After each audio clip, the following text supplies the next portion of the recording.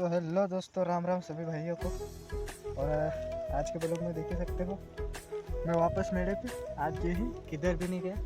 और आज ये अपनी मूंगफली जो और वो सामने वो जूम नहीं हो पा रहा, इस खेत में आया मांडवी निकाल दी है सब ने।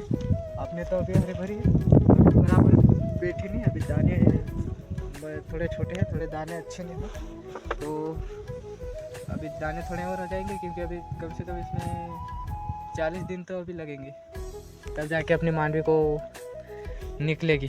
ऐसे भी हम मांडवी निकालने जाएंगे और किसी भी जगह मूंगफली को, तो वहीं के भी ब्लॉग डालूंगा अगर हिंदी थोड़ी अच्छी आए तो, क्योंकि अभी मेरे को भी मूंगफली नहीं आती, गुजराती में मैं मांडवी बोल देता हूँ दोस्तों। तो सभी भाइयों ने तो भैया अभी दोस्तों ने क्या बोलना थोड़ा अच्छा नहीं लगता, तो सभी भैया ने तो वैसे ही बने रहना, सब्सक्राइब करना। मिलते हैं अगले ब्लॉग में, तब तक के लिए बाय।